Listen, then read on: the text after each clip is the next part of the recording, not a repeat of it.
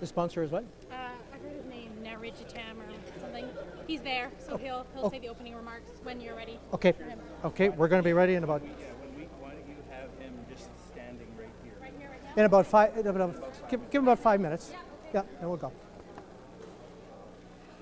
Hey, those are from my garage, so they're a little twisted. Yeah, well, put them down flat. So, anyways, are we good? I think we're good. I think I'll open from there. Alrighty. Yeah, then standing at, Yep. there's a little bit more control. Oh, absolutely. Yep. The other thing too is it will just deal from these, right? Yep. 'Cause Yeah, I think after these two it's- questions, then we go from there. And you can draw them out and just give them to me if you like. Okay, yeah, I'll draw them out and we'll see what's what. Sure. But I like this one. Why do you want to represent Delta? Oh, Here he is. Sandor.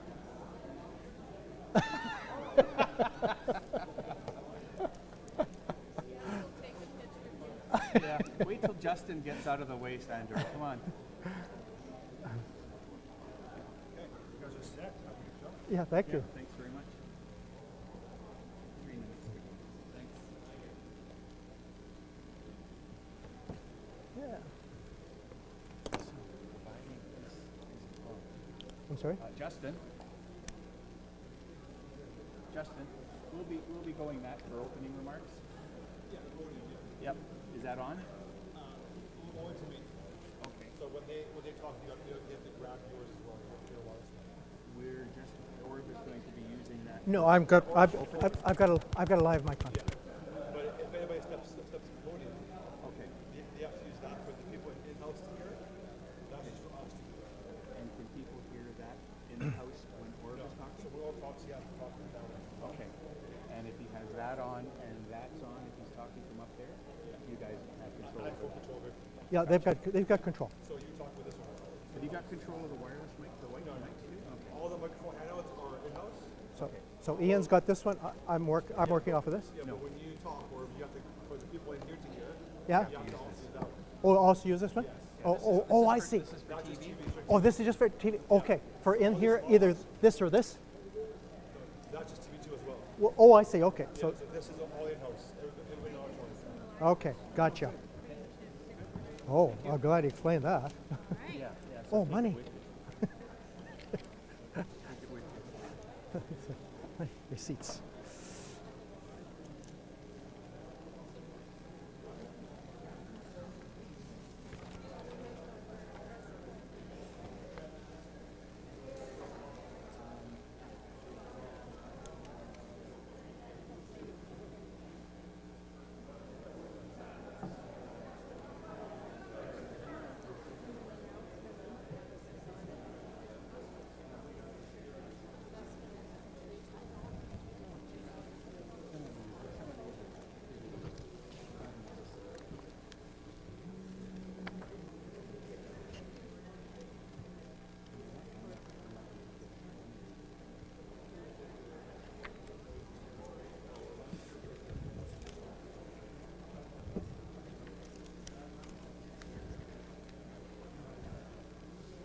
I like these small business questions. Oh, yeah.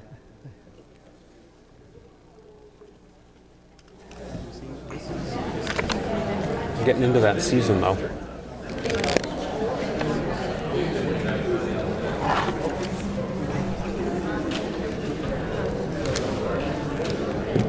Well, I'm sure water out of a wonky bottle doesn't taste any different than far as water I out can of a tell. regular.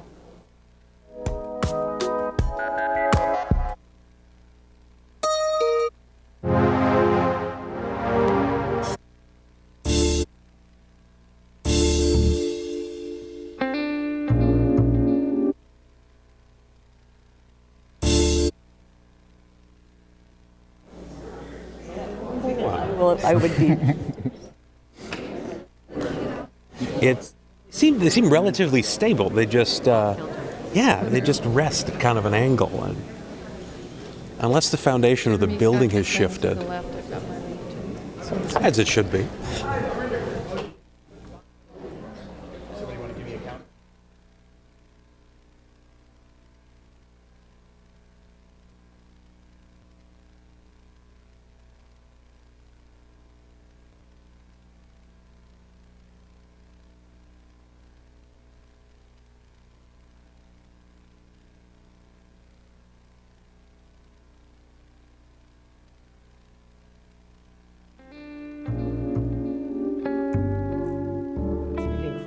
2015 federal election. My name is Orv Nicol, and I'm the past chair of the Delta Chamber of Commerce. This evening, I'll be serving as your moderator, and on behalf of the Delta Chamber of Commerce, I will also be putting the questions to the candidates as well. We would like to thank the Fraser Valley Real Estate Board, who is sponsoring this event. We'd also like to thank our media partners, Delta Cable, who are filming the meeting, and Sportswave Productions, who are also filming a live broadcast of this meeting. It is my pleasure to introduce Ian Tate, who is sitting over here on my right at the table. He's the Executive Director of the Delta Chamber of Commerce, and he'll be acting as our scrutineer tonight. I would also like to introduce John Akehurst, Al Noortasia, and Naratam Verma of the Fraser Valley Real Estate Board. Where are they? Can you put your hands up? There we are, right here at the front. Very good.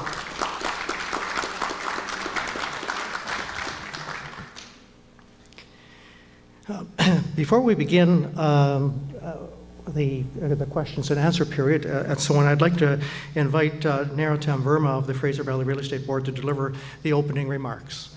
And here he comes now.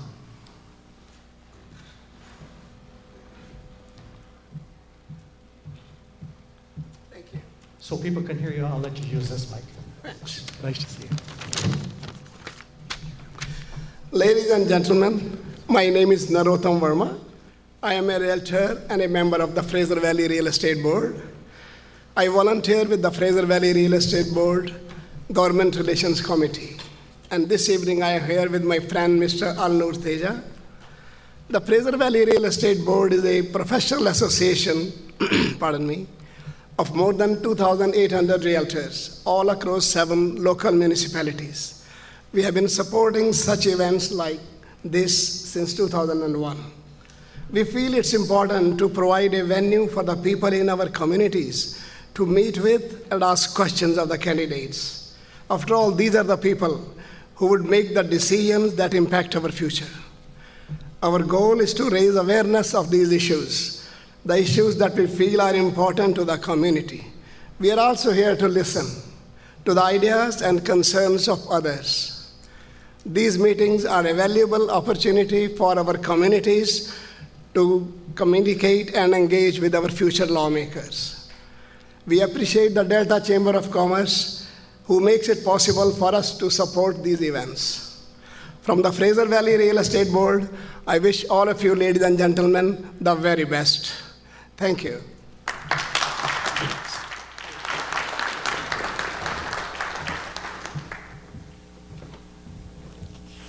Well, thank you so much for those opening remarks, and thank you again to the Fraser Valley Real Estate Board for sponsoring this particular event. It's our pleasure as the Delta Chamber of Commerce to help, and we are in the community, we serve our community, we work with the local politicians, the provincial politicians, as well as federally, and in that context, it made some sense for the Delta Chamber of Commerce to get involved in working with this particular event. We have a panel of experts who have prepared some questions for the candidates. Members of the public have submitted written questions prior to this particular meeting. Ian was kind enough to get an ad out asking for questions, and we got some responses, and we've taken some of those and we've reformatted them a little bit, but the context of the questions are pretty much the same as what they were when we received them. Written questions will also be accepted from the floor this evening, so if you have any questions, make sure you put your hands up. We have a couple of runners around that will come and pick them up, and they will bring them to Ian, and he'll make sure that they're appropriate. We want dignity and respect and all those kinds of things. That's important in a meeting like that. And then I will be asking the questions. When you have questions ready, like I said, submit from the floor, put your hand up, and we'll make sure that we get them from you. Please note that it's important that all the candidates be given the same opportunity to respond to a question without interruption from anywhere, whether it's in the audience or from anybody else. If there are interruptions in the audience, we'll stop the proceedings and until the candidate is finished speaking or is able to complete their presentation and so on. So it's just really about respect for the candidates, respect for yourselves as an audience, and a respect for Ian and I, who are up here trying to do as good a job as we possibly can to make sure that this is a fair process. And finally, to our candidates, please respond only to the questions asked. You will have 1 minute to respond. We will ask 2 questions submitted by our sponsor, which every candidate will be required to respond to.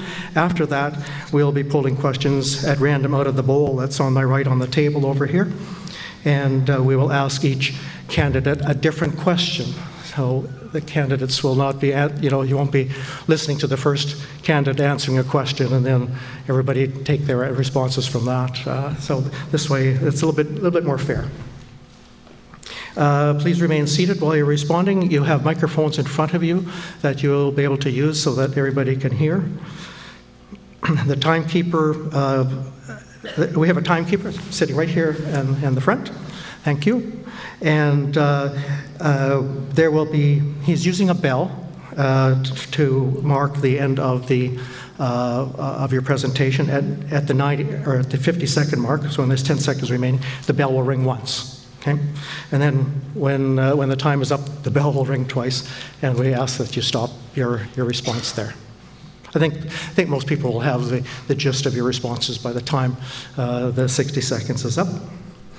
At the beginning of the meeting tonight, in just a few minutes, we will give you 90 seconds for each of you to introduce yourselves based on the order of your seated. And we'll start with Anthony first, and then just go down the table. We kind of arranged your seating pattern in that way. And then at the conclusion of the evening, we'll give you 90 seconds to wrap up as well for a closing statement. So if that works for you, that works for me, and I think that we can probably get started with asking the questions. And at this time, I'm going to ask each candidate, first of all, before I ask a question, actually I'm going to ask each candidate, and you'll have 90 seconds to speak, and just talk a little bit about yourselves. Introduce yourselves, tell the audience who you are, something about your background, your education, all those things, the kind of things that you've done in your lifetime, why you want to represent Delta at the federal government level. That's probably a really good question to start with while you're introducing yourselves. I think that has some meaning. So Anthony, number one, if you grab the mic and introduce yourself, and then we'll go down the line as the timer times us up. Okay, 90 seconds. All right, well, I'm Anthony Devellano. Is it I don't on? think anybody can hear you, so I want to use my microphone. Thank you. All right, so I'm Anthony Devellano. I grew up in Nanaimo, as I found out Carrie did as well. So if you did elect me, I wouldn't be the first person from Nanaimo to represent Delta in Ottawa. Most of my background is in sales and marketing. I've represented companies such as Ford, Toyota, Mercedes-Benz, Apple, and Emterra Environmental, and many others over the years. The reason I wanted to run and represent Delta is I was actually in Ontario, and I specifically came back to BC and with the Green Party. I asked them where they needed me, and they needed me in Delta. So I literally, well, didn't literally, but sort of parachuted into Delta, and here I am. And the reason I want to represent Delta is because of Bill C-38. In Bill C-38, the Harper government destroyed decades of environmental protections that have been built up over the years that made Canada world class. Those are words that get thrown around a lot, world class. We really were world class. We were world leaders. We were right there with the Kyoto Protocol. And then the Harper government came along and destroyed it. And they just continue to destroy it, and it gets worse and worse. So that's why I wanted to run.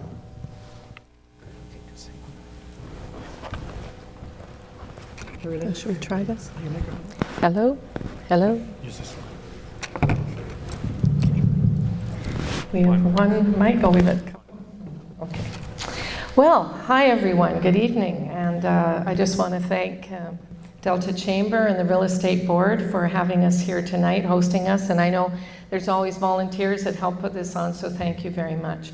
For those of you who don't know me, I'm a lawyer by background. I'm a Queen's Counsel. I'm a past president of the Canadian Bar Association, BC Branch, National Constitutional Chair, founding chair of the Women Lawyers Forum. I live in Delta, in Ladner specifically, with my husband who's here tonight, and we have 4 children, 3 of which now are up and out, and one who still is at home going to university. As we all know, Delta, of course, is centrally located at the heart of a very diverse environment here in the Lower Mainland, and we pride ourselves in our sense of community and our heritage and our historic roots and our fishing and farming, and we cherish all that Delta has to offer as a place to work and play and do business. For the past 4.5 years, I have been the Member of Parliament for Delta Richmond East, which includes South Delta, and I've worked very hard for this community. I've been its voice in Ottawa. I've been at the cabinet table as a minister, and I've worked to raise the profile and understanding of our community by bringing cabinet colleagues here and introducing them to Delta, holding roundtables here, holding other forums so that people can get to know Delta when I go far away back east and I'm talking about my hometown. Since being elected, I've accomplished many things, but among them, $450 million worth of federal investment in this riding. And I'm very proud of that because it's been my collaborative approach that has made that possible. Thank you.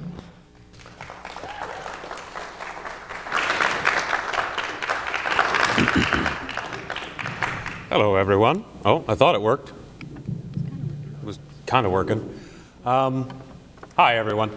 My name's Jeremy Levesque. I'm the NDP candidate for Delta. I've got to say, it's a little bit strange being back on this stage. The last time I was on this stage was when I was in high school and I did a production of Fiddler on the Roof in this very room. Some of you may have seen me in that. I hope so. If you did, please let me know what you thought of my performance after this is over. I grew up in Delta. This is my home. I grew up very happy in Delta. I had an excellent childhood here. And, I graduated from ND, and then I went on to UBC to do an undergrad in political science. And then I went back east, as a lot of people do when they're pursuing graduate work. You go somewhere else so you can come home and get a job afterwards. And I was away for 7 years doing my master's and my PhD, and I taught for a couple of years at Queen's and teaching mostly political economy, sociology, political theory, things like that. And then my wife, she's also from Delta. She's from South Delta. One day we just got tired of the Ontario winters and we looked at each other and we said, what's missing in our lives? Why are we so unhappy here? And the answer was because we weren't at home. So we came back. Our earliest opportunity. It meant, passing up on some teaching work, but we were happier to come home and be here. And when I came home, I was very surprised to see how much Delta had changed. And it frightened me a bit. And that's why I'm running. I'm running because we are at the cusp of deciding on 2 different paths here for Delta. An optimistic, hopeful path into the future where we decrease the gap between rich and poor, or the one that we're on, which is increasing the gap between rich and poor and hurting our environment here. And I know as a kid I enjoyed growing up in Delta. I want that for future generations as well. Nope, mine's not working. Oh, wait. Nope. Hello. Oh, can I borrow yours? Still kind of works. Thank you. Hi, everyone. Thanks for having me here today. I'd like to start with a bit about myself. I've been a lawyer for 17 years. I have worked with all levels of government, the business community, and nonprofits. I have led organizations and movements. I'm a mother of 4, a volunteer, a Paralympic medalist, and a person with a disability. Like you, I'm committed to building a healthy economy and to strengthening the quality of life here in Delta. Central to the Chamber of Commerce mission here in Delta is that Delta matters. Well, it matters to me as well. It matters to our community, to the region, and to our country. So when we say this, what does that mean? What matters? Well, our economy matters, and jobs matter, and investing in our future matters, and our families matter. Delta has a diversity in its people, its environment, and its industry. We have an economy that includes transportation networks, agriculture, industry, small business, and professionals. Many of the complex issues facing Delta are federal and require strong leadership from our MP. They require partnership with other levels of government. They require community input and engagement. Delta has not had strong federal leadership over the past decade, and certainly not over the past 4 years. The Conservative government is not in the business of engaging with other levels of government or the community. I'm keen this evening to share with you the Liberal plan to strengthen our middle class and grow our economy, to build a Canada where people who work hard can look forward to a good standard of living, a secure retirement, and better prospects for our children. Thank you.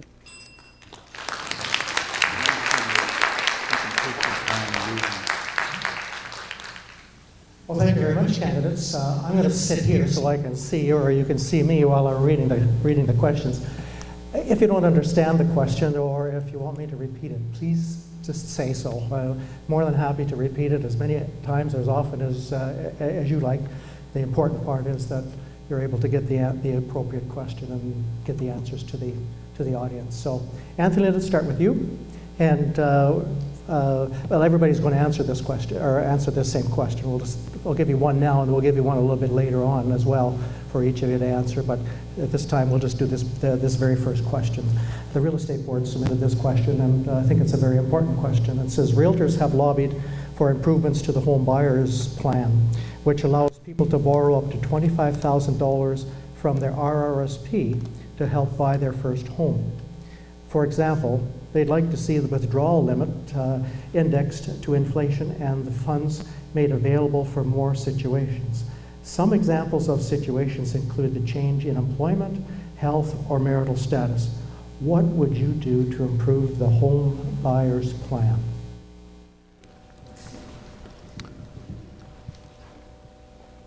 We would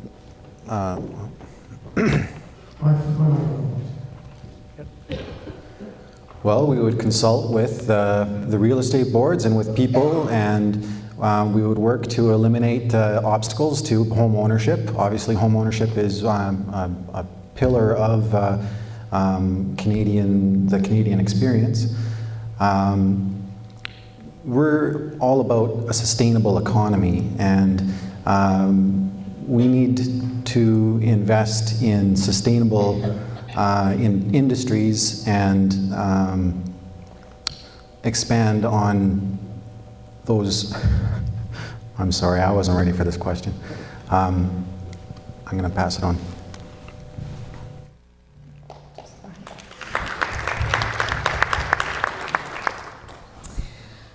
Well, you know, obviously home ownership is not that everyone has it in their lifetime, but it's something we all want, I think, or at least a lot of us want to achieve, and it's important. So on the home buyers plan specifically, we have pledged to change that $25,000 threshold to $35,000. We also have other ways to save that are tax-free, like the TFSAs, and we've put up that limit to $10,000. The Prime Minister has pledged that there will be another 700,000 homeowners in Canada with our programs, which is a 2.5% increase over the next few years. Top economists in our banks have said that is achievable the way we are approaching it through our various savings and through increasing that threshold. And is that the end, or is that 10 more seconds? A little confused. Okay, that's fine. Yeah, just for clarity, that's 10 seconds, right? Yeah, that's correct. One's 10 seconds, two. Okay. Yeah, sorry, I thought it was the end. Home ownership is certainly something a lot of Canadians aspire to have. It's sort of part and parcel of the dream of being part of the middle class. But a reality that we need to face in this country is that home ownership frequently nowadays is done at the cost of carrying an immense debt load. People are getting into houses that they cannot afford. And as a society, we are paying the price for that, because it is not only leading to a real estate bubble, a largely unmanageable one if we're not careful, but also leaving people, the average Canadian now carries 163% of their income as debt. It's the highest it's ever been.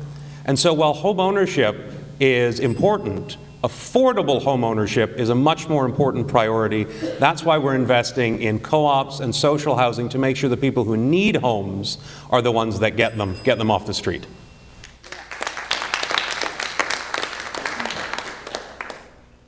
Thank you. The Liberal Party has released an affordable housing strategy, and part of that strategy is to modernize the home buyers plan. Oh, dear. Feedback. sorry, which would include in particular you can't hear me now. Now can you hear me? Yeah. Sorry, kind of? I don't want to, I'm trying to, I'm almost eating. Okay. Part of modernizing the home buyers plan is to expand the life events that might trigger the ability to use that plan again. So whereas it used to be quite restricted, we're looking at an illness in the family, a divorce, a number of different life events that would allow people to have more flexible options when they turn to use their home buyers plan. So, to the point that we need affordable housing, we also need to be able to get into the market and to get into buying our houses. And by modernizing the home buyers plan, the Liberal Party will help Canadians do that.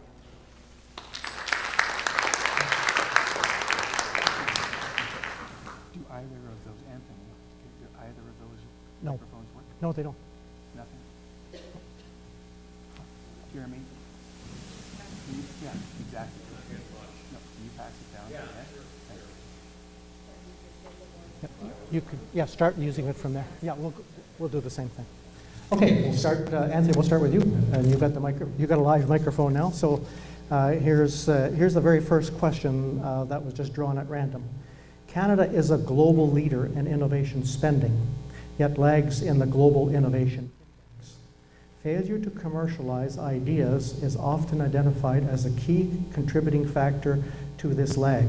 Lack of clarity and consistency in the intellectual property structures of Canadian post-secondary institutions is clearly a barrier to industry and hinders the innovation ecosystem. What would your party do to narrow the gap between our high investments in innovation and our relatively low success in commercialization of innovation? Hello? Hello? Is it? Okay. Yeah, that's quite a question. It sounds like it was designed by somebody that was with the Harper government, because no, seriously, the reason for that is the Harper government has an obsession with only investing in science that has commercial applications, and they're reducing, they're killing off real science in this country, and we've had scientists fired, we've had scientists muzzled, they can't talk to the press. Their only thing that they'll put money towards science in is for things with direct commercial industrial applications, and that's not what we need.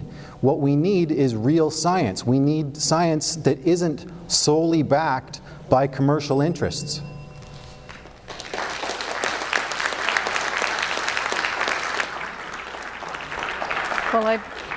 Well, different question. Oh. Is it live? Okay. Kind of. Okay, as long as we can hear you. Okay, question number 2, Carrie Lynn. Taxes have become extraordinarily complicated and cost Canadian business billions to comply with.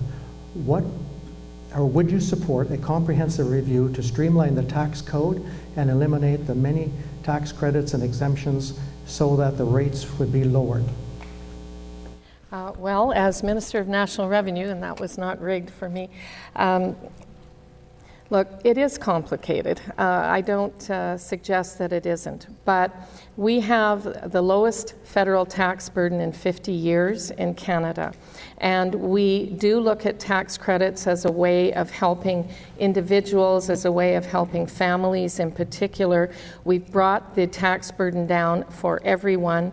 We've lifted people out of poverty by doing that. We have increased the guaranteed income supplement, the highest increase in 25 years for seniors. We've done many things. As far as a comprehensive streamlining of the tax code, it is something that we will and do look at continuously, but it is not an easy subject, and the main thing is people don't want higher taxes, they want lower taxes.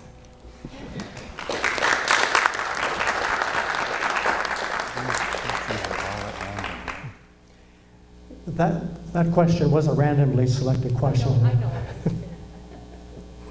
Jeremy. Yes. Tourism relies on frontline staff to deliver quality service. Current labor shortages have forced reductions in business hours and service offerings. By 2030, labor shortages in tourism are expected to surpass the 250,000 jobs, costing the sector $3.4 billion in foregone revenues. Sorry, $31.4 billion. I just got corrected. What is your party's plan to address the labor shortage in several key regions of Canada? That's a good question. I'm just going to start projecting because the microphone doesn't work. We want to address labor shortages by encouraging investment by business. The best way to create more jobs is to encourage large businesses that currently are not investing, large corporations that are sitting on $650 billion in uninvested capital, by incentivizing them to invest in creating more jobs, by increasing their taxes by 2%. Remember, that's taxes on profits, not taxes on revenue. So in order for them to avoid paying those higher taxes, they can always reinvest in their companies and create more jobs. Another thing we're going to do to create more jobs is to reduce the small business tax rate from 11 to 9%. Small businesses create 80% of the jobs in this country. We want to help them create even more jobs going forward.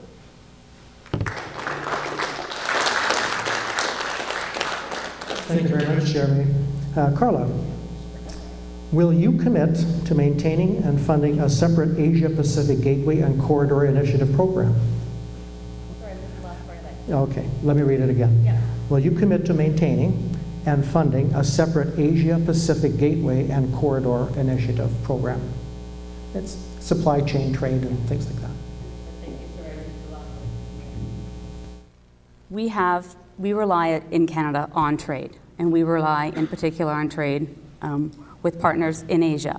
And I think definitely we need to focus on those relationships. We know that we have to have protections to make sure that our goods are fairly bought and fairly traded. But at the end of the day, yes, we would definitely focus on the Asia relationship. Thank you. Yeah, we'll get back to Anthony.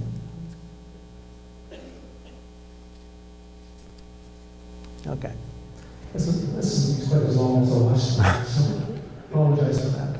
Our export performance depends on much more than just trade policy. What would you do to make sure our customs procedures, visa rules, and transportation infrastructure make it easier and less expensive for companies to get their products and people in and out of Canada? Yeah. I'll take the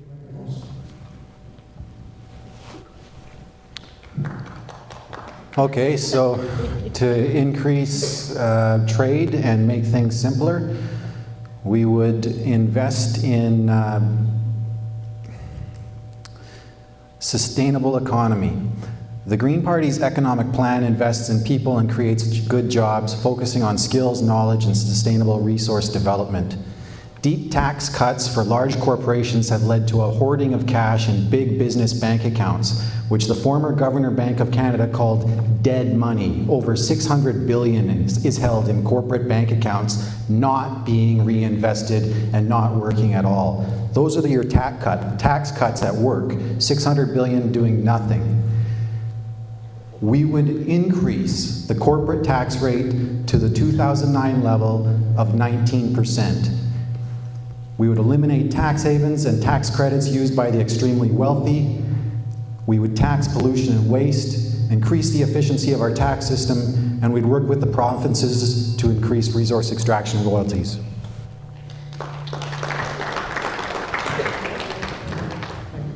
Thank you very much, Anthony. Now it's my turn to play with the microphone. That doesn't work so well. Okay. Carrie Lynn, access to technology and innovation. What measures would your party adopt to encourage businesses, especially small businesses, to invest in new technology? Well, we're already doing a lot. For instance, under the CRA, we have the SHRED program. SHRED program is a very popular program whereby innovative technologies can get help from, oh dear. Can I try that again? I'm not sure. Is this the right place to hold it? I'll try this. I'll try not to move. The SHRED program. It's widely used by companies throughout Canada to help fund innovative technologies. The MyTax program, which we've invested in as well, any of you know that, very successful with bringing PhD students and other graduate students together with businesses to help them both benefit from new technologies and the ability to move them forward. So we're doing it already. We're investing in clean tech and in green tech. Innovation, of course, intellectual capital is important for the future.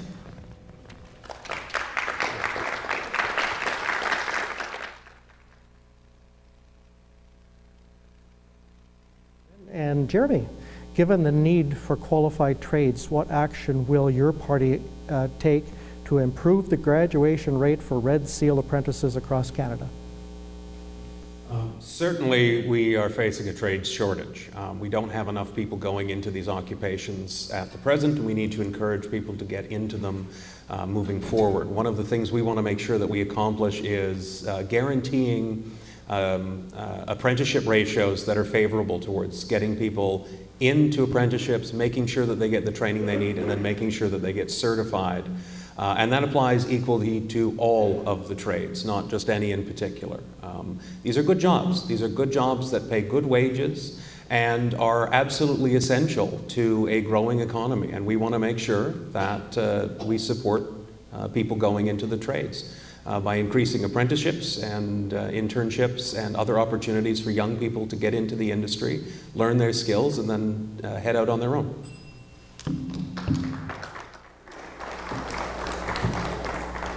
Well, thank you very much. Carla, other trade agreements and priority markets is the title. Would your government commit to completing and implementing bilateral agreements with India and exploring a possible agreement with China? As I mentioned earlier, we are definitely in the business of trade, foreign trade in Canada, and that's very important to the Liberal Party. We would explore for sure a relationship with India, and I know that that is some very important thinking is being done on that already.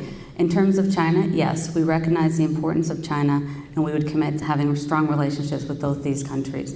Of course, making sure that Canadian interests are protected.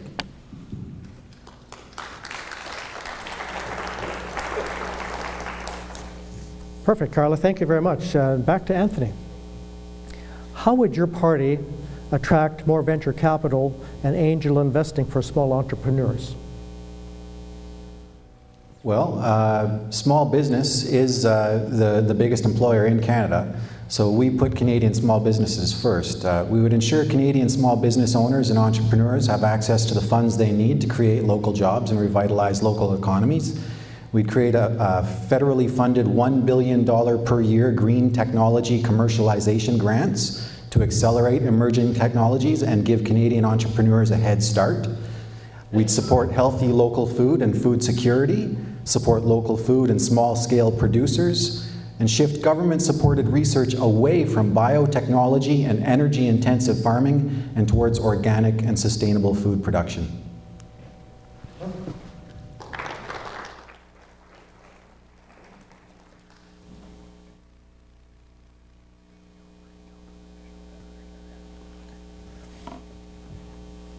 We have some tourism questions because we operate the Delta Visitor Center at the Chamber of Commerce. So, Carrie Lynn, global tourism marketing is fiercely competitive, and Canada's national tourism marketer, Destination Canada, has been successful in generating demand in the markets in which it operates. How will your party ensure that DC has the resources it needs to generate interest in Canada as a travel destination? Of course, we're lucky to live in supernatural BC and a beautiful country where tourists are naturally interested in what we offer here. But the Reputation Institute just named us the most admired country in the world. So I think those are good starts for bringing people here. Tourism Delta, though, specifically is trying to get going here, and I have met with them and told them to dialogue, which they've done with Tourism Richmond. That's much further ahead in their plans. I've also brought our Tourism Caucus chair here to Delta to meet with Tourism Delta so they can find out what is available, because we do have things available for marketing and branding as well as investment in tourism. It's extremely important, of course. It's a big part of our economy and our plans for the future, but I think we really do need to support Tourism Delta.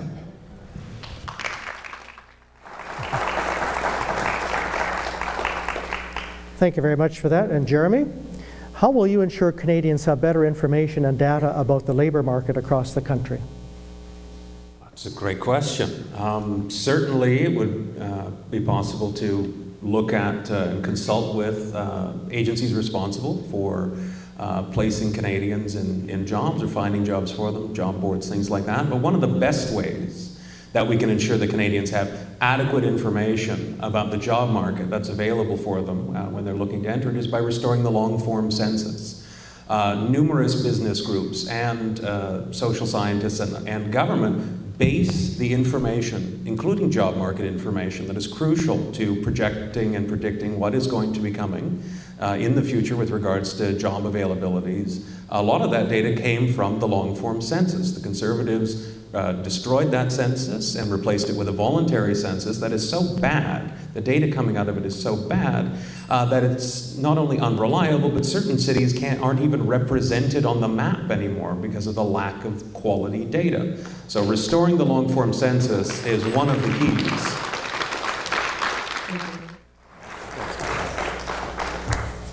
Carla, our members are huge fans of balanced budgets, but also see the need for big investment in infrastructure, skills, and competitive tax regimes. How do you prioritize tax versus spending, and how important is balanced budgets to your party? Do I really have to say it? Seriously, the Liberal Party recognizes that investment in Canadians requires confident investment in infrastructure, jobs, and our economy. So we've put forth a very modest 3-year deficit plan so that we can re-energize our economy by making these investments, which of course then in turn creates jobs. One of the things I heard Justin Trudeau say today, which I would echo to you all, is with low interest rates, with the low debt to GDP ratio, with an economy that's stalled, and with people needing work, there's no better time than right now to invest in our country.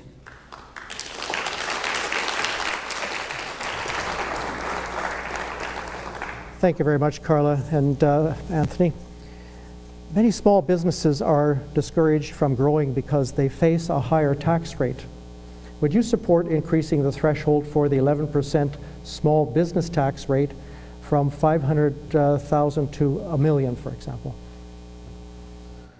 Well, we would support many initiatives that would make life easier for small business owners. This is a pretty similar question to the last one you asked me, so I guess I could repeat myself, but we would ensure small business owners and entrepreneurs have access to the funds they need to create local jobs and revitalize local economies.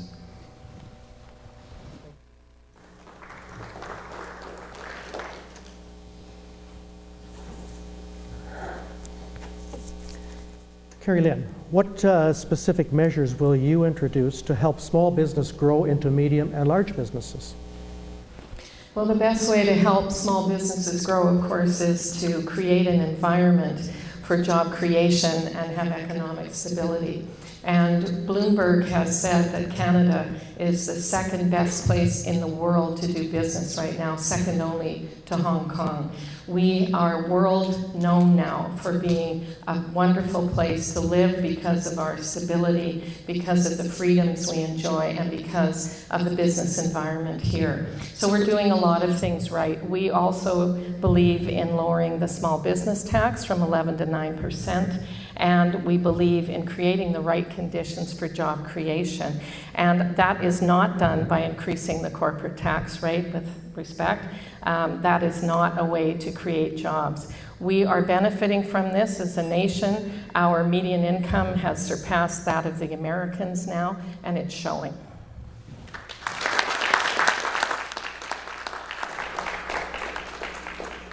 Great, thank you very much. And Jeremy, what is your plan to ensure Canada's debt burden remains low and affordable for today's budget and for future generations? It's a very easy question to answer. We're going to run balanced budgets. We have a plan. We've costed it out. The fiscal framework is out there. I encourage you all to take a look at it. Budgeting is about choosing your priorities. And our federal budget is a substantial amount of money. There is room for paying for the programs that we want to put in place, like universal child care, like making sure that we save on pharmacare purchases through bulk buying, like making sure that we have a sustainable and affordable healthcare system going into the future. The money is there. It's about making choices on how we choose to spend it. We're going to cut subsidies to the oil and gas sector. We've doubled down on that. The Conservatives doubled down on that over the last decade, and here we are just emerging from the second recession on their watch. So we will run a balanced budget every year of our first 4-year mandate. It's guaranteed. Thank you, Jeremy. And Carla, how will you determine the level of government spending, and will you commit to keeping growth in public spending to the rate of growth in population and economic growth? Can you say the first one again? I apologize. I'm having some feedback. It's hard to hear your questions. Okay, let me read it to you again. Oh, that's much better. Thank you. How will you determine the level of government spending, and will you commit to keeping growth in public spending to the rate of growth in population and economic growth? We have, as was said, we have submitted a very detailed fiscal framework for the next 4 years.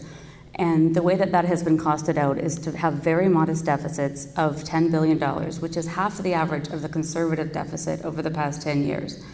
And the point of that is to make sure that we are constantly reducing the debt to GDP ratio. So that over 4 years, not only would the budget be balanced, but that the GDP ratio would be significantly less at 27%. In terms of population growth, I think the focus would be more on the economic side, to be honest with you, that we think that these investments will stimulate the economy. We think that we need to address the infrastructure deficit in this country.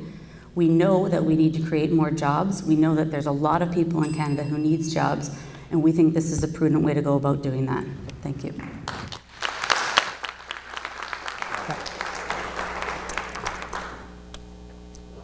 Anthony, we're back to you.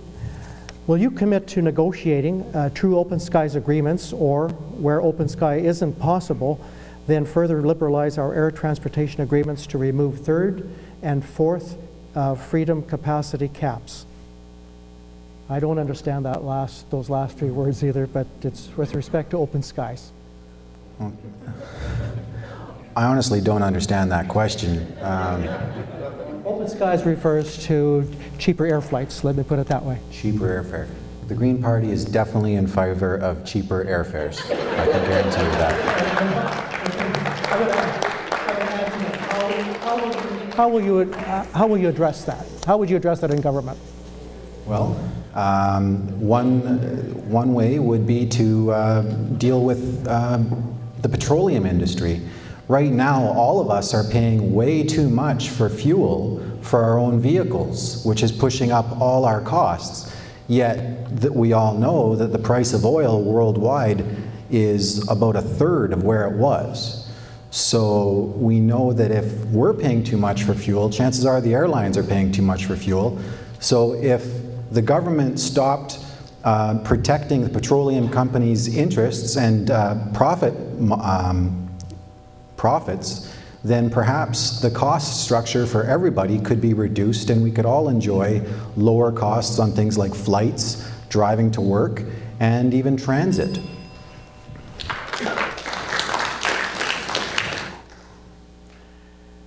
Thank you, Anthony. That was good, good response. And thank you, Carrie Lynn. You're up next. What will you do to encourage more employers to allow apprentices to complete their certifications? Well, we've done a lot in this realm, apprentices and Red Seal trades. As many of you know, Prime Minister Harper was here in Delta in January to announce our expanding of the Red Seal's apprenticeship program loans and grants. Up until now, that was only available to university students, and we're trying to promote training in those areas. I myself am the daughter of an electrician who raised 6 children on that income, so I know what that's all about. And we also recently, just a month or two ago, I was again back on Annacis Island campus to announce federal funding for infrastructure there. So we're working very hard to get that training. As far as internships go as well, because not everyone is an apprentice, we're also, we've brought funding and encouraged internships. Thank you.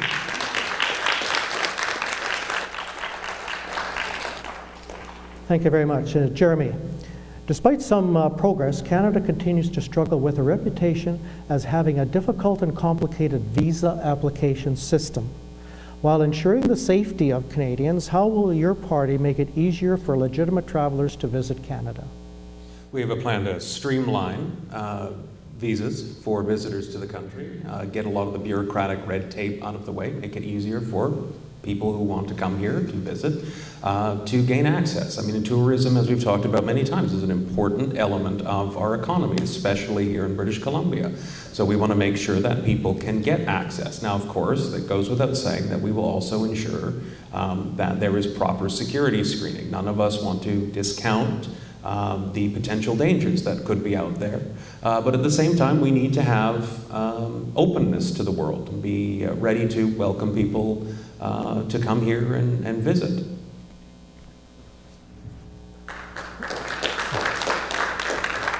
Great, thank you very much.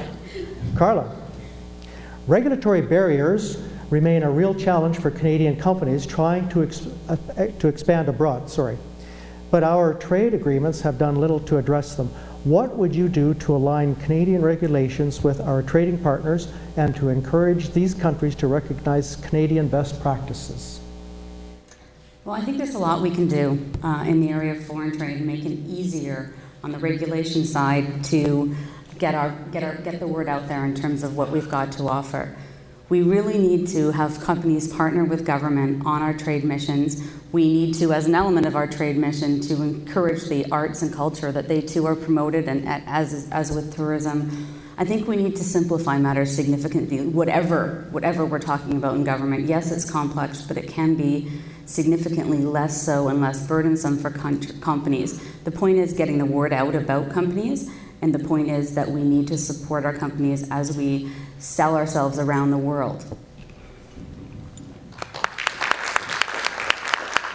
Thank you very much, Carla. And back to Anthony. Access to a powerful workforce is the title of this question. And what are you prepared to do to make it easier for businesses to access temporary foreign workers and professionals if they cannot be found in Canada? Well, we would reach out to the countries that have the workers we need, I guess. The question is that, do we really need more temporary foreign workers coming here doing jobs that, the question is are there Canadian workers that could be doing those jobs? Should we be maybe looking into education for our Canadians in order to do those jobs? There's a high unemployment rate in Canada, and the need to constantly give jobs to foreign workers, and especially temporary ones who end up having substandard working conditions because they're just going to be sent back home when they're done, that doesn't necessarily benefit Canada.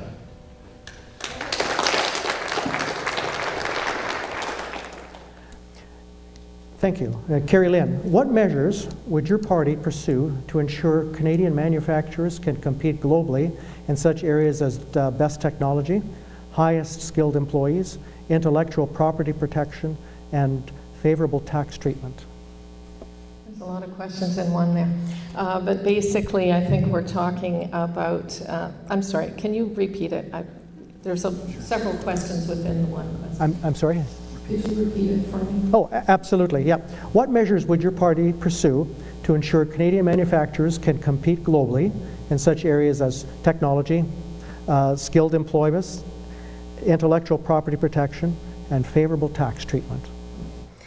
Well, I believe strongly in Canadian workforce, our ability, our intellectual capital, and our ability to stand with the best in the world.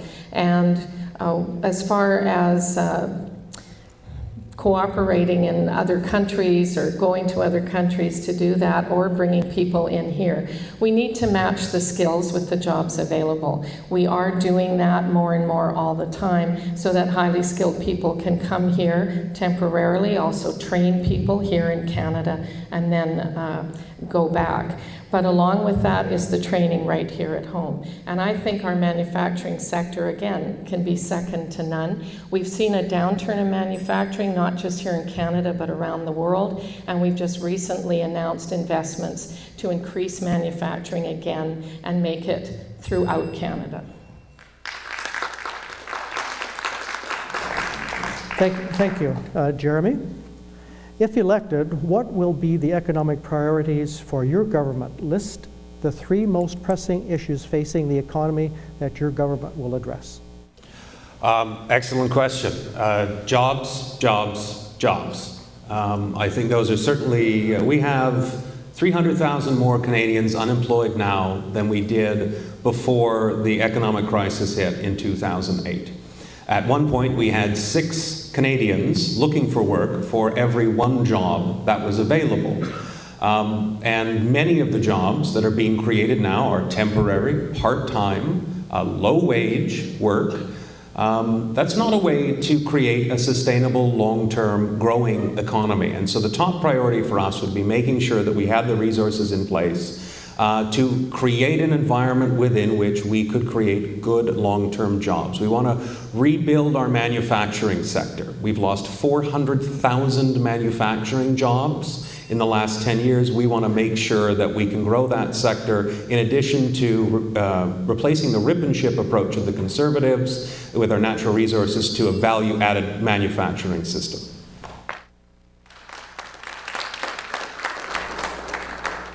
Thank you. Carla, access to markets. Canada's trade agenda has heated up over the past few years with new trade agreements and export promotion services. What would you do to ensure Canada reaps the full potential for these initiatives? Well, I think we needed a comprehensive review of our trade agreements to make sure that we have looked again at the big picture in terms of where we're targeting our trade time and our trade investment. I know from what I've observed that it's really difficult sometimes to understand, and for what people are telling me is they're not sure what our agreements are with all these different countries and where we're spending our times. And I think we really need to inform Canadians about the relationships we have with countries around the world and support our businesses and support our goods to get to market around the world. Thank you.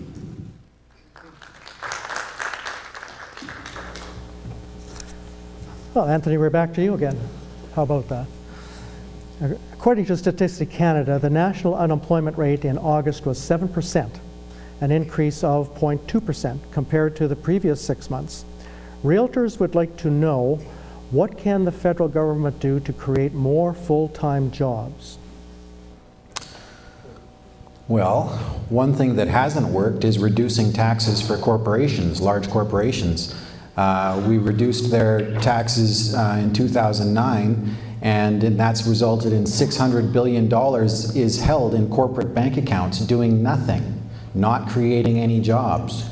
So maybe we'd return that corporate tax back to the 2009 levels, return the tax money, and we could use that tax money to employ people. We could invest in infrastructure. We would immediately implement a federal minimum wage of $15 an hour. We'd phase in a national guaranteed livable income to ensure that no person's income falls below what is necessary for health, life, and dignity. We would also implement a national housing strategy based on Housing First principles. Housing First is a proven recovery-oriented approach that centers on quickly moving people experiencing homelessness into independent, permanent housing and then providing additional supports and services as needed. Carrie Lynn, talking about skills and immigration, what concrete initiatives will you champion to address the growing shortage of skilled workers? Well, one of them I just mentioned is our new apprenticeship loans and grants program. Another one is investment, like we just did in the Annacis Island. Turn your phone off. In the Annacis Island heavy equipment operators. Also, we've put together an online matching that we've never had before, where people around the world can look to what jobs are available here in Canada and match their skills with employers looking for those people. That's very important. We are also having programs with new immigrants coming where we're trying to very much focus on matching the skills they already have. We've also are upping the focus on foreign credential accreditation. That's something that's really been lagging here in Canada, and we need to do more, and we've announced that we are going to do more. So that people educated elsewhere, we know what they can bring to Canada.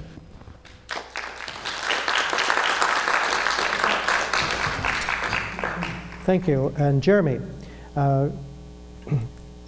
balanced budgets are a key indicator of sound fiscal management when determining a country's credit rating. How will your party maintain Canada's AAA credit rating if we end up running deficits more often than not? As I was saying before, we've got a fully costed fiscal framework that's been released, and it's balanced. It generates small surpluses going forward. We're not concerned about making sure that we balance the budget. We have the NDP, obviously not federally, but provincially, has the best record for balanced budgets. Tommy Douglas balanced 17 consecutive budgets. We have the best record for balancing budgets of any of the major three parties. Here in BC, for example, people often throw out the Liberal line about the deficit. Well, the facts are that we left the Liberals, the NDP left the Liberals with a $1.75 billion surplus when we left government. We will run balanced budgets. Like I said, the resources are there. We've costed it all out. And I encourage everyone here to take a look at it.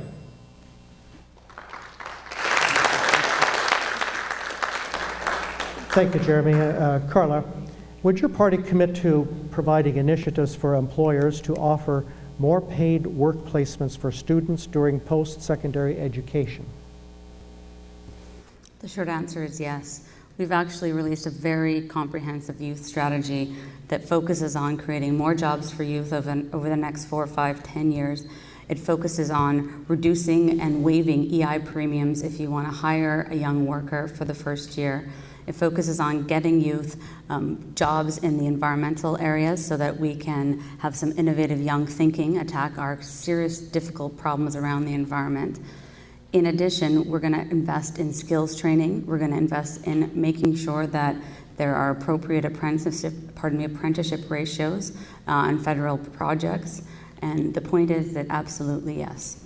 Just hold on to the microphone if you don't mind. Yep. And thank you for your answer. Yep. We're going to ask the second question that everybody's going to answer, and we'll just start at the other end of the table this time, Carla. Timer, would you give them 90 seconds to answer this particular question? Thank you. Okay, realtors feel that updated floodplain maps can help communities plan for potential flooding, such as floods that occurred in High River and Calgary, Alberta. Funding for floodplain mapping was cut, and the current maps are at least 20 years out of date. Will you make funds available to update floodplain maps to help ensure the public is aware of potential risks to housing and infrastructure and for public safety reasons? One of the things we know is that we don't have a lot of science anymore done by the government. And we definitely need to understand what's going on in our environment around us so we can make good, sound decisions. I think it would absolutely be prudent to have updated and comprehensive floodplain maps as part of our renewed commitment to science, evidence-based decision-making, and just bringing back the validity of the decisions we make in government, because for so long it feels like we've had policies that are not supported by scientific evidence, and we need to get back to doing that. So yes, I think that would be an excellent investment in our renewed focus on science and technology. Great. I've always been a huge proponent of evidence-based policy. I've always been strongly against policy-based evidence-making, which is what we've seen from the Conservatives. Muzzling of scientists, gutting of the funding that was used traditionally to fund bench research and environmental research of the kind that we're talking about. We need to ensure that we have good, credible scientific data, not only on the issue of floodplains, certainly, but any area where we're going to have to start facing the realities of the costs of mitigating or avoiding damage, which is becoming increasingly present because of the effects of climate change.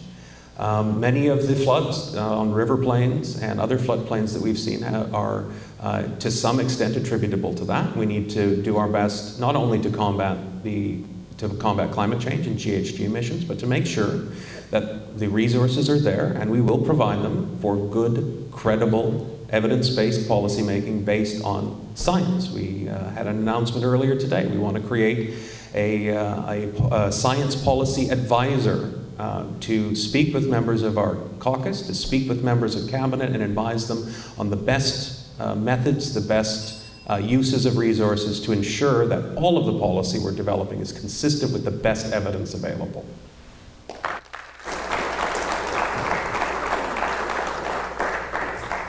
Well, for a government and a party who my opponents like to say doesn't believe in science, we spent an awful lot of money investing in just that.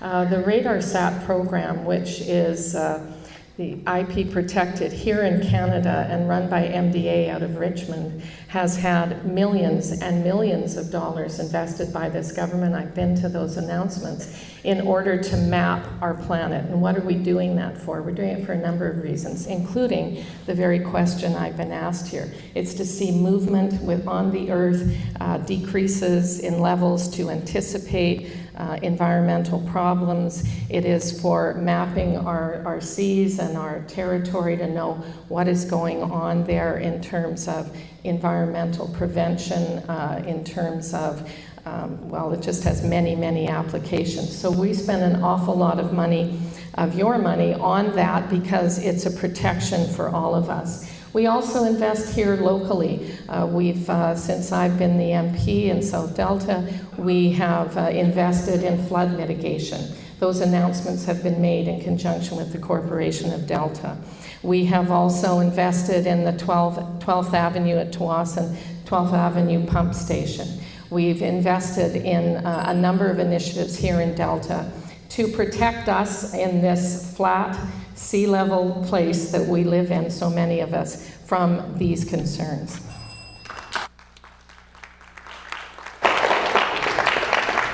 The Green Party would restore Canadian public science and the role of evidence in our decision making. Good policy and keeping government accountable depends on good information. So of course we would immediately restore the long-form census. We would enact the public access to science legislation to ensure our scientists are unmuzzled and free to discuss their findings with the media and Canadian public without censorship or political interference. We'd rebuild the public scientific capacity lost during the past decade by providing $75 million annually to add critical science capacity to Environment Canada, Health Canada, Parks Canada, and Fisheries and Oceans. And we'd implement new legislation to ensure that any new laws or regulations are based on sound evidence that is transparent, rigorous, ethically produced, easy to access and understand, and based on the best available information, free from political manipulation.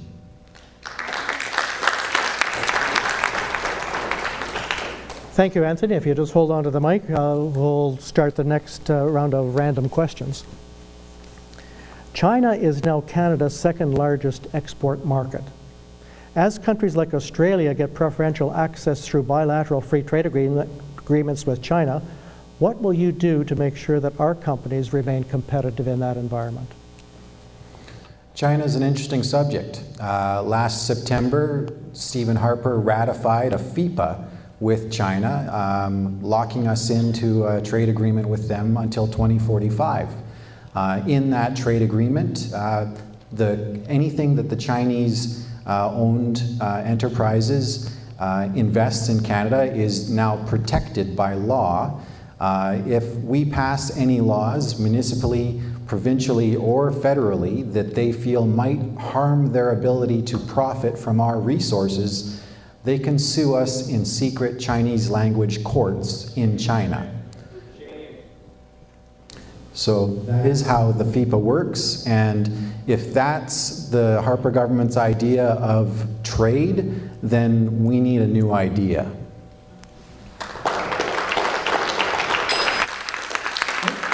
Thank you very much. Let's stick with trade topic a little bit.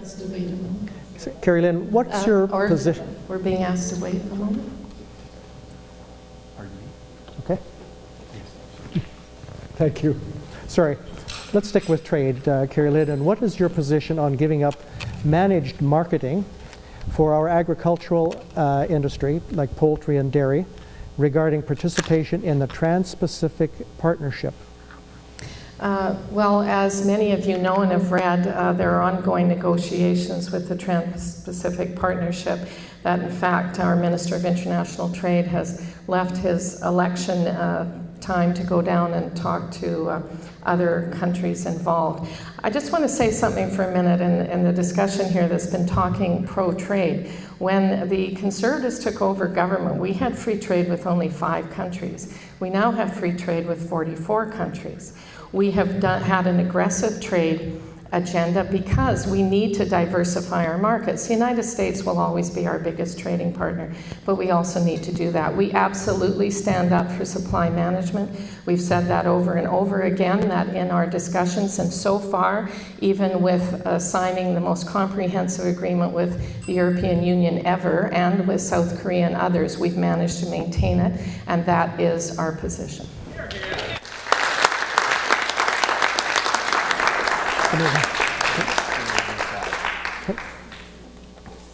Thank you, Carrie Lynn.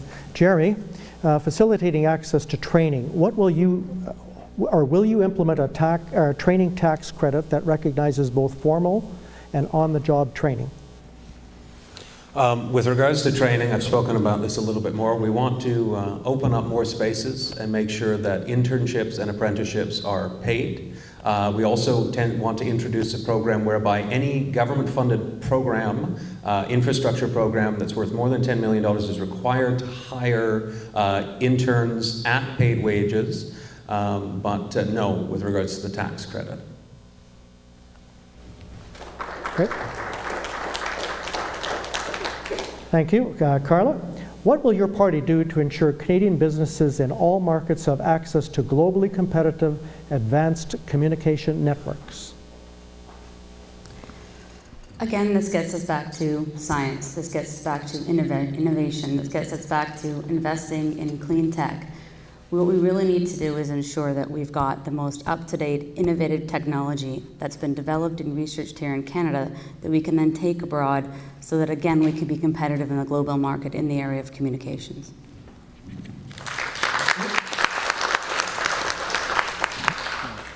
I just need to get it.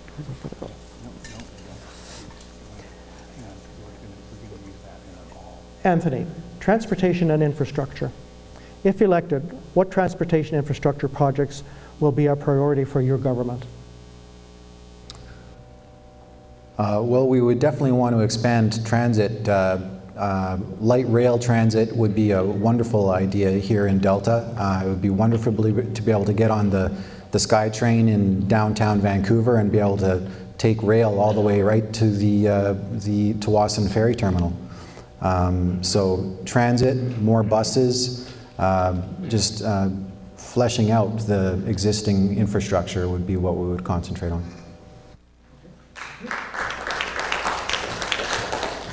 We're running out of questions. You guys are doing such a marvelous job in answering them all and running through them quickly. So let's do this one for all four. So Carrie Lynn, I'll read it again. If elected, what transportation infrastructure projects will be a priority for your government? Well, through Build Canada, through making the gas tax fund permanent, and through further and other infrastructure spending announcements, we have the longest sustaining investment program for infrastructure that we've ever had in Canada. As part of that, and interestingly for that question, I was just in Surrey this week announcing a $700 million contribution by our government to Surrey LRT. Light rapid transit is something I'm told Surrey's been working on for a long time, want very much, and the new mayor, Hepner, was there for the announcement, and everyone was pretty excited about the prospects. I think it will help Delta as well, just because of our proximity, and once Delta and Deltans feel that they need to go in that direction, obviously I would be fighting for them to get the same kind of funding that's needed. Thanks.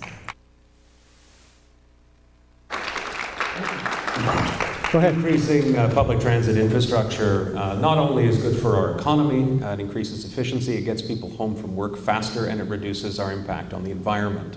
An NDP government will provide to provinces and municipalities, who are the ones who we have to negotiate with to spearhead these projects. We'll provide them real leadership in this area by giving them a dedicated $1 billion a year fund from which we can pay for transit and other infrastructure improvements, as well as transferring 1 cent of the existing gas tax to provinces and municipalities to help them pay for transit infrastructure all across the country.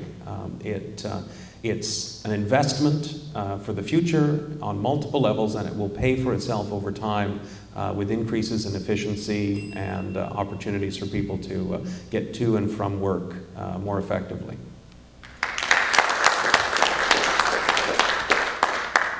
Thank you. The Liberal platform includes a proposed investment in infrastructure that's the largest in Canadian history. Part of that is a commitment to quadruple the federal investment in public transit, which would include a $20 billion increase over that time period. We also commit to working with provinces and territories to create bilateral agreements so the provinces and territories can identify their public transit needs, and we can work the system like the gas transfer system. Thank you.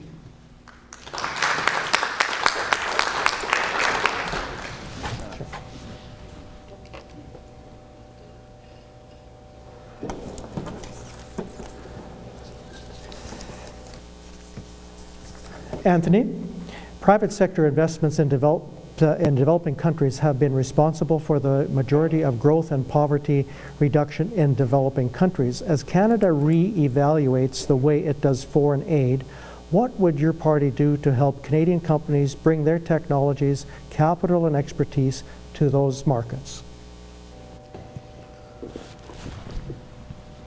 Well, we would want to concentrate on sustainable industries. The Green Party's economic plan centers on a sustainable economy, and we would want to encourage that with industry investing foreign and in Canada. Another thing, we would like to make sure that our trade agreements with these other countries enshrine proper work environments for the workers that we employ in those places, because quite often these trade agreements that we've created end up hurting the level of safety that the people in those countries end up having to endure to make their living.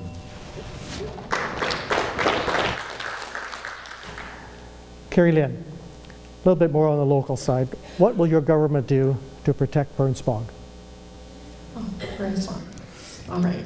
Well, we're already doing it, and we have done some of it. So in 2012, we championed the designation of Burns Bog and the bird sanctuary, Roberts Bank, a number of areas around Delta as being Ramsar areas of international wetlands of international significance.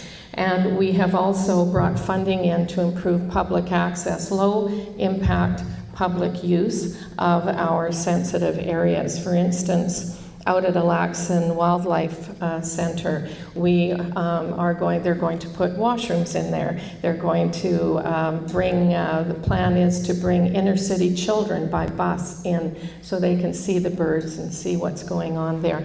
And we're doing a number of things to protect our natural environment. Thank you for that. Jeremy, let's change the topic a little bit to national health care. Does your party, if they form the next government, plan to renegotiate the Medicare agreement? We absolutely plan to renegotiate a health accord, not necessarily the one that was in existence before.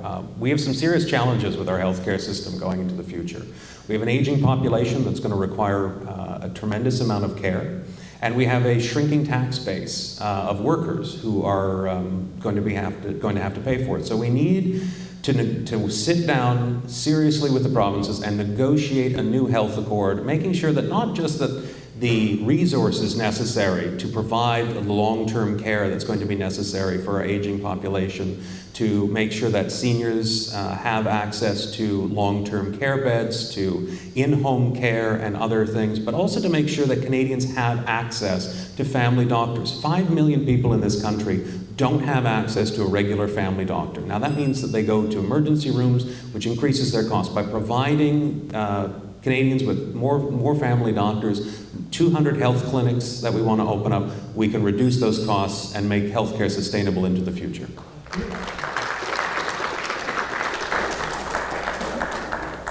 Carla, we'll go back to immigration. It's a little bit repetitive, but let's take a look at this question. How will your government utilize immigration to help solve the skills challenge businesses face?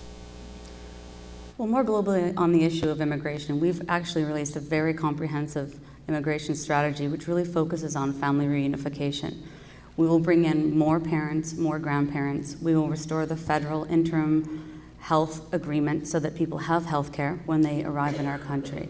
Specifically with respect to jobs and job creation, the tighter our family units are in Canada, the more contributions every Canadian can make to this country. So I think the key to all of this is making sure our families stay together and that they have skills and support and training they need to contribute meaningfully to Canada. Thank you.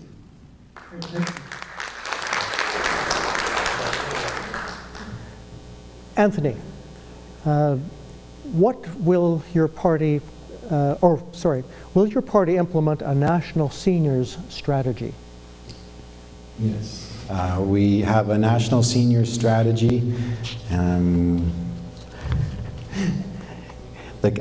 We would implement a national senior strategy, a Council of Canadian Governments to develop national senior strategy with the following elements: a housing plan with affordable, predictable home care support, the guaranteed livable income to ensure no Canadian lives in poverty, pharmacare, which strongly benefits seniors, a national dementia strategy including more long-term care beds in neighborhood facilities, an approach that supports aging in place, pension protection, expansion of CPP, promotion of intergenerational programs that allow our kids from toddlers to high school students to visit seniors and develop relationships that have proven benefit to both generations, convenient and safe public transport to support independent living, and access to the equity in homes to support day-to-day living expenses.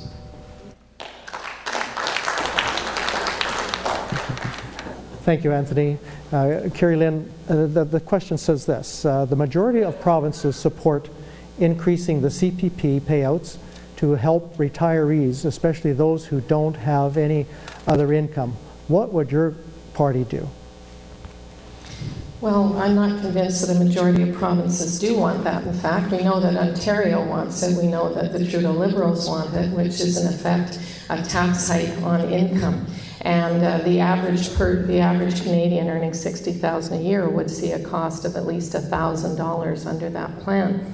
But retirement income and saving for retirement is important, and that's why we've doubled the TFSA limits, which the other parties also don't agree with. But our statistics show us that those are overwhelmingly used by low and middle income people and seniors, and that, in fact, 2/3 of seniors in a CARP survey asked for an increase in TFSA limits.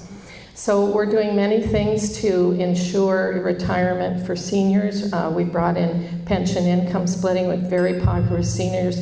We've announced also credits for single seniors, which will see them save about $600 a year.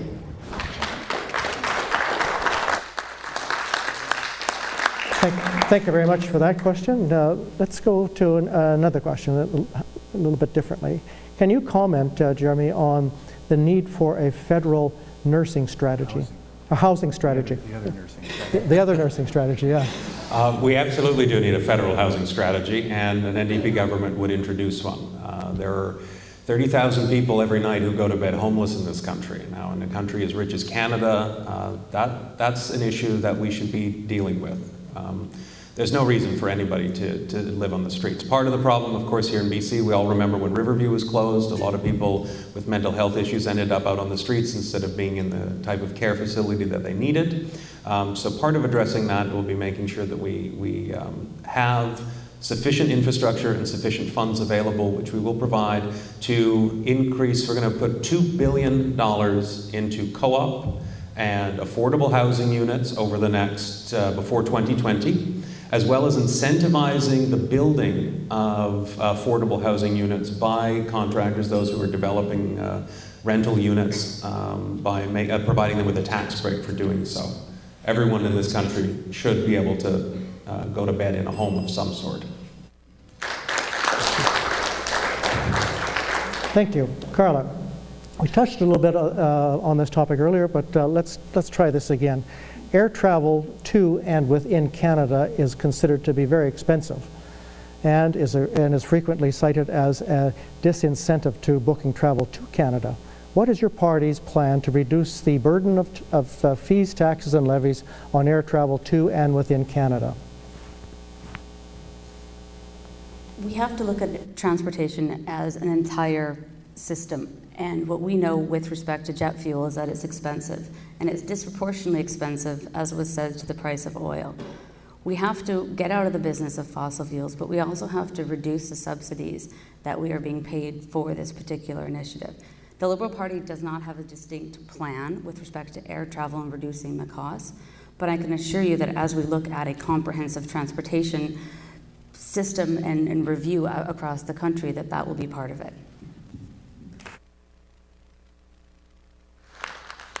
Thank you very much, Carla, and back to Anthony. Will you commit to trade promotion strategies such as a single window access or a forward planning committee with businesses that can better coordinate trade delegations under the Canadian banner? Can you explain that question? I didn't write it, I just asked it, but yeah, let me go over it with you again.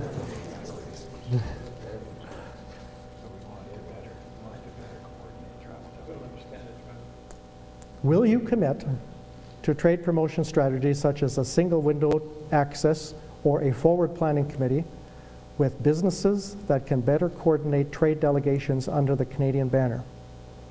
Foreign trade. Okay.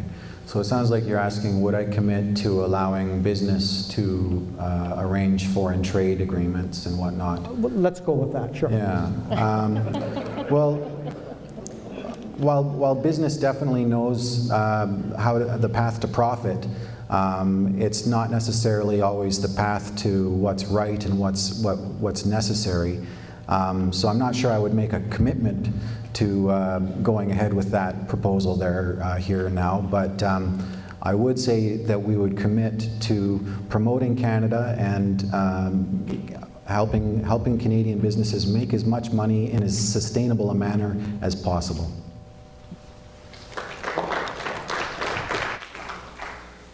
Thank you very much. Carrie Lynn, what role does your government see for temporary foreign workers for both high wage and low wage positions? Well, as you know, the whole idea behind a temporary foreign worker program is in order to bring people in temporarily when there are not Canadians capable of doing that job. Unfortunately, what was happening was we saw that some businesses were basing their business model on using foreign workers at low wages, and that is not what it is meant to do. And therefore, we shut that down. And except in certain areas like agriculture, where there's a lot of farming industries, and farmers will bring in a whole group of temporary foreign workers. They still have to pass past LMAO and that sort of thing, but we wanted to not have that a business model in Canada. But on the other end, highly skilled, of course, as I said, we're matching people, and we want to bring in highly skilled people, but we also want them to train Canadians.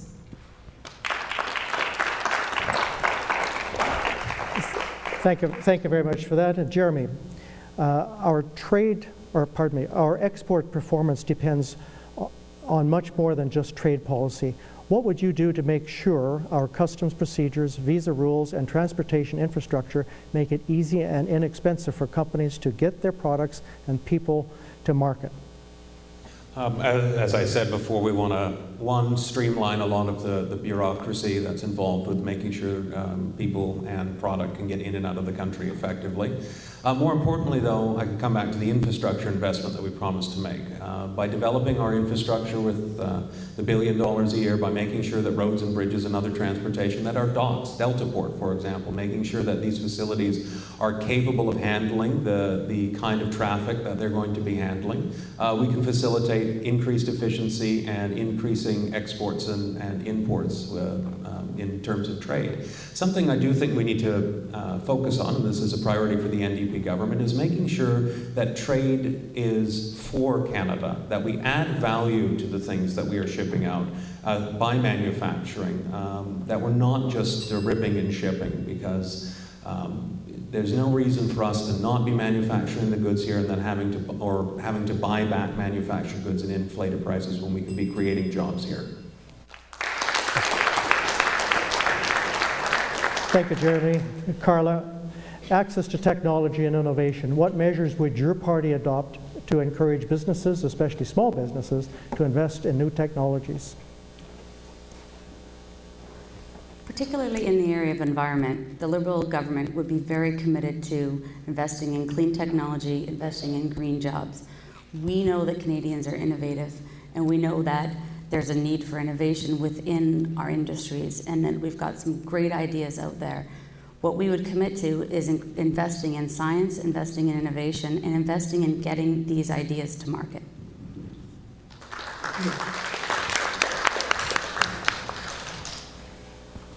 Okay, last round, and then we'll get into the closing remarks. Okay, last question. Anthony, what will your party do to ensure Canadian businesses in all markets have access to globally competitive advanced communication networks? Advanced communication equipment? Networks. Oh, networks. Yeah. We're definitely the party of high tech. We believe in high tech. We would invest in the greenest technology available, whether that be communications technology or energy technology. We want to put a federally funded $1 billion per year towards green technology commercialization grants to accelerate emerging technologies and give Canadian entrepreneurs a head start. Great, thank you. Carrie Lynn, how will your government utilize immigration to solve the skills challenge businesses faces? Well, I think we've all kind of answered this question, but we'll try again.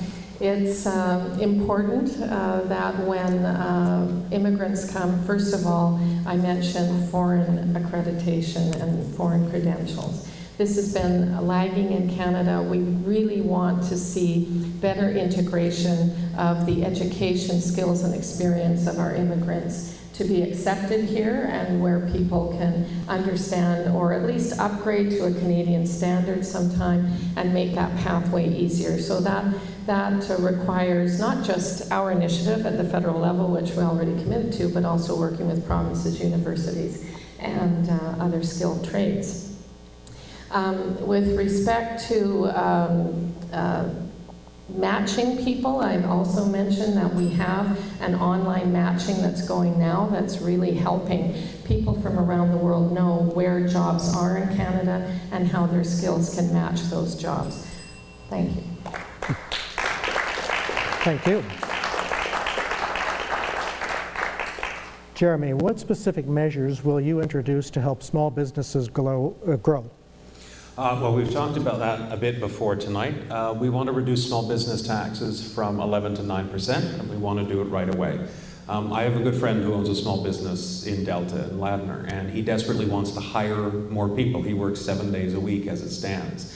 And he's told me repeatedly that the best way for him to be able to do that is to free up a little bit of the capital that he has invested in his business and that he pays to taxes in order to ensure that he can hire on more staff. And so we are going to do that. We're going to reduce small business taxes from 11 to 9%, give him the money he needs to invest, not just in more staff, but ultimately in his local community.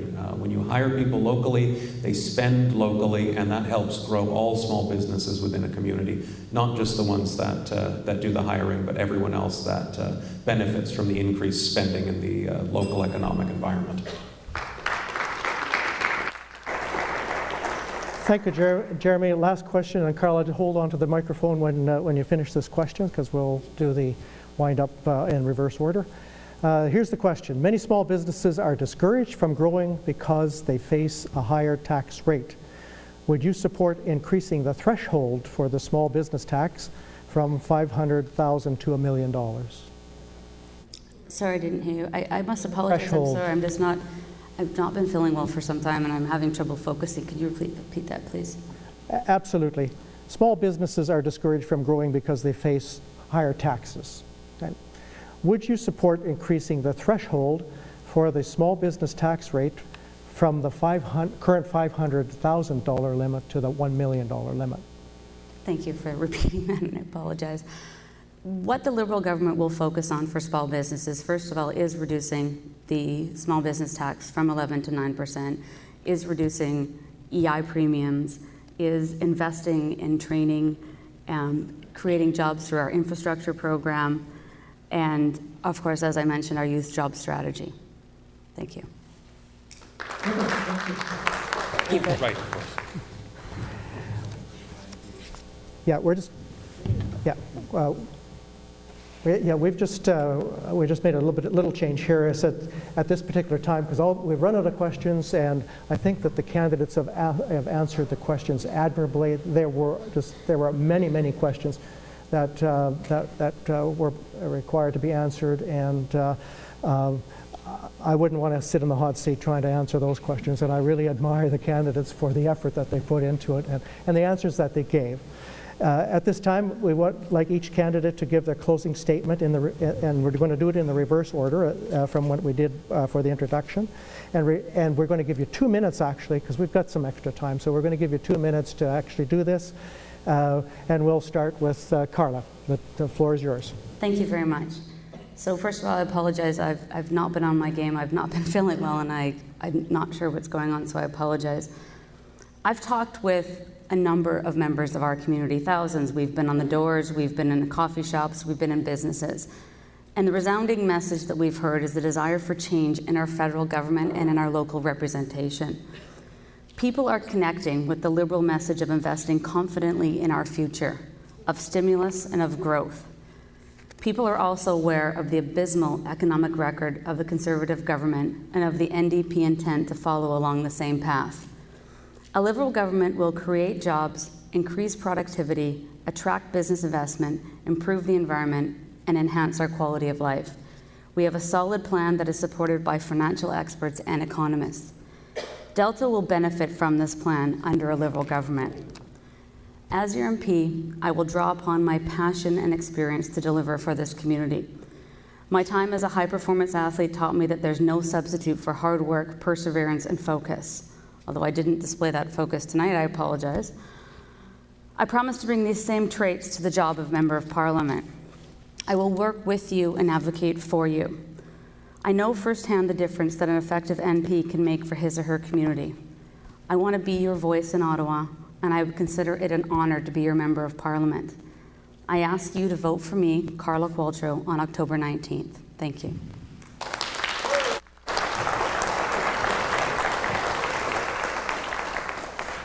Well, thank you, everyone, and thank you to the organizers for putting together this event. Thank you to my fellow candidates for coming and joining us tonight to talk with you. As far as I'm concerned, the most important job of a candidate, and especially if they get elected and become your member of parliament, is to listen, to genuinely listen to what it is that you have to say, your concerns, your fears, your hopes. And I think that we had questions submitted by the audience tonight by people who are living in the community and concerned about things is important. Because if we're not listening to you, if I'm not listening to you, then I'm not doing my job properly. Now, like I said, I grew up in Delta. This is my home. And for me, this election, it's not about me. It's not about who I am or where I come from. It's about you. It's about the Canada that we want to leave to future generations. Now, the question is, of course, for me, do we want to live in a Canada and leave a Canada that has lower environmental standards, that compromises our natural world on behalf of short-term profits? Do we want to live in a Canada where the gap between rich and poor keeps getting bigger and people, generation after generation, isn't better off than the generation that came before? Or do we want a Canada that's based on hope and optimism, one where the gap between the rich and the poor shrinks, where we have a beautiful, clean, healthy, natural world that we can leave to our kids and grandkids? And 100 years from now, I hope that the children in Delta will be enjoying the same things and having the same opportunities that I had growing up here. So that's why I'm asking you tonight to vote for me on October 19th. Not because of me, but because of you and what you want. And because you share the same vision for the future of Canada that I and the New Democratic Party do. We have a strong leader, we have a clear plan, and we can get it done. We can make real change for the future. A better Canada than the one that we grew up in is the one that we can leave to our kids and our grandkids and everyone after. So please, vote for hope, vote for optimism, and vote for me on October 19th.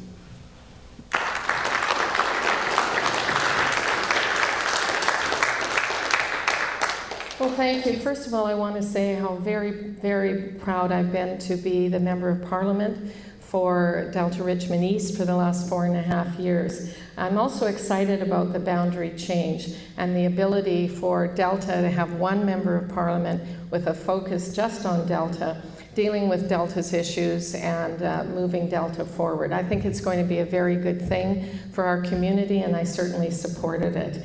And you know, what have I been doing 4.5 years? I have been listening. My constituency office has been open. We've dealt with many, many things for our constituents, from immigration issues to losing passports to EI issues to just anything you can think of, really, anything that people have brought to us. And when it's provincial, we've said, go over to your provincial MLA. They can help you. We'll help you get there. We'll navigate that for you. And they also, our provincial MLAs, send people to us, and on it goes. I certainly want to continue my record of working diligently for the interests of our community, for bringing the results to our community as a whole that I've been able to do for South Delta. Certainly as a member of Prime Minister Harper's cabinet and his team, we will be working for all Canadians by lowering taxes, by delivering benefits for families, by honoring our seniors, by keeping our country secure, and by creating jobs and economic growth for Canadians from coast to coast to coast. You know, my friend to the left of me talked about the environment, but Premier Notley today in New York suggested that the Kinder Morgan pipeline should not go to Burnaby, but should go to Tsawwassen. That, I think, is news to a lot of people here in Delta. We weren't expecting to see Kinder Morgan coming in to Delta. So, you know, people have to think before they speak. They have to know their community, and they need to care about it. They need to care enough to listen. I don't think that she was listening when she said that. I am proud of Canada. This is a wonderful country. I'm fiercely proud to be Canadian. I've been very proud to be a member of Parliament, and I ask you to vote for me on October 19th.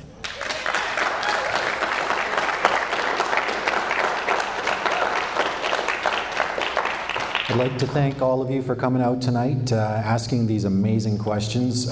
These are some tough questions. I'd like to point out, like, these three people beside me, they're very highly qualified people. They're good people. They care a lot about Delta. But they all have one thing in common. All three of their parties whip their votes. So when a bill comes up in Ottawa, no matter what you've told them, they're going to be told by their leader how to vote on that bill that's in front of them. So it really doesn't matter what you say to them, because they will be told how to vote by their Ottawa-based leader. If you vote for Kerry again, Stephen Harper will continue to tell her how to vote every single time. If you vote for Carla, Justin Trudeau will tell her how to vote. If you vote for Jeremy, Thomas Mulcair will tell him how to vote. Ask yourself, how much do Justin Trudeau, Stephen Harper, and Thomas Mulcair care about Delta? Ask yourself that. And then ask yourself, why does this guy from the Green Party, who's spending $0 on his campaign, doesn't have a single sign up anywhere, why is he even here? It's because I care enough to go to Ottawa and do the hard thing, which is read all those things, read all those bills, and vote my conscience and vote what you tell me to vote. And guess what? Elizabeth May will never tell me how to vote. She'll influence my opinion, and she'll influence my vote, obviously, because she's brilliant.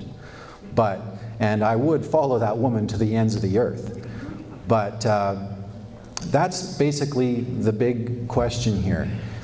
You've got three versions of the same thing here, and you've got one person here who can actually go to Ottawa and represent Delta.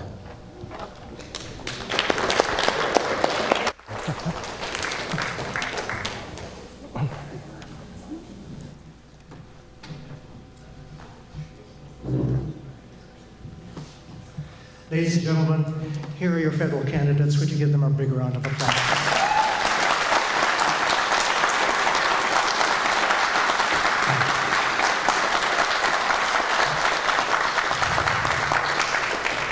I just want to wrap up this meeting with a couple of kind words. First of all, I want to thank the candidates for the time and the effort that they put into coming here, preparing, first of all, to come to a meeting like this and answer questions that they have no idea about what the questions are going to be.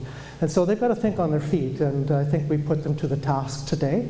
There were some difficult questions, and they had to think about it a little bit before they answered, and I think that that's part of what we do in terms of testing whether they are up on the issues that we need to deal with in government. Provincial government, federal governments, local governments all have different areas of responsibility, and we were trying to keep the questions so that they would be specific to the federal responsibility as opposed to getting into other things. There's one question there about Burns Bog. That's a local issue, but that was well dealt with. And so on behalf of the Delta Chamber of Commerce, I'd really like to thank the Fraser Valley Real Estate Board for sponsoring. Somehow I'm getting a feedback here, for sponsoring this particular meeting. It's really kind of you to put the resources forward so that we could listen to the candidates and make a decision about what we're going to, how we're going to vote on October the 19th. And that's one of the advantages of living in a democracy, is that we're able to vote for our government and to vote in. We can't vote in a perfect government, but we can vote in the people that we want to see represent us and do a great job for us locally, but not just locally. We're Delta, but Delta extends across 3,000 miles to another coast, the Atlantic coast.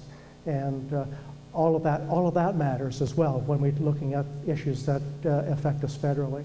So we're keeping those things in mind when we go to the polls on October the 19th. And I think that we're all experienced voters. We've all been there before. I also would like to thank all the volunteers who helped to put this all together, the runners who were gathering the questions, and specifically Samantha Casino. Samantha works at the Chamber of Commerce. There she is. She's just waving over here. And Samantha helped pick out the questions from a whole series of list of questions that we had, and she did a lot of the work of setting up and doing all these kinds of things. So we're really indebted to that kind of help. So my last point is, well, I got 2 points. First of all, we're going to do this again in South Delta on October the 7th, next week at South Delta Senior Secondary. So if you're so inclined to drive down to South Delta and come and join us, that would be great. Ian and I will be there, and we will see each of you. Somebody here has got a question. Yes, I want to thank you two gentlemen for running this show tonight. My name is Foster Richards, by the way, and I support Carla Quattro. I'm a bit disappointed. I don't feel it was real good use of my time this evening. The format, I think, was terrible. There was no challenge on things. And with some of the things said here tonight, I think that some people will leave here misinformed. And I find that very unfortunate. In any case, I'm going to follow this up with an email to whoever the sponsors are of this, and I would like my question back too. My name's on it. It's Foster Richardson. I'd like my question back. Yeah, we'll get you. This is your format? You arranged this format? You set it up? The Delta Chamber of Commerce has been proud to put on all candidates meetings for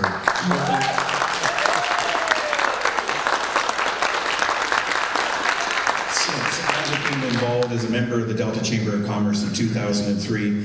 We have hosted municipal, provincial, and federal all candidates meetings in the same format, with a business focus to the questions being asked, with information that we provide not in advance to any of the candidates, but on the absolute day of the event. So as you were hearing these questions for the first time, so were the representatives on stage.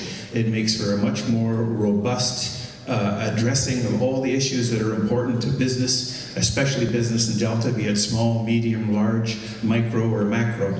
And it's a pretty successful format that we've used, again, for the past 15 years that I've been a member of the Chamber.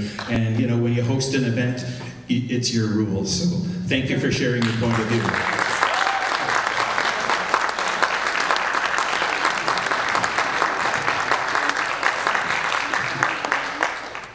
There we go. We're having some exchange. Anyways, on October the 19th is Election Day. Make sure that you get out and vote. That's the best thing that you can do for your country, for the citizens of your community, and for your province. So please come out and vote on October the 19th. Thank you for coming.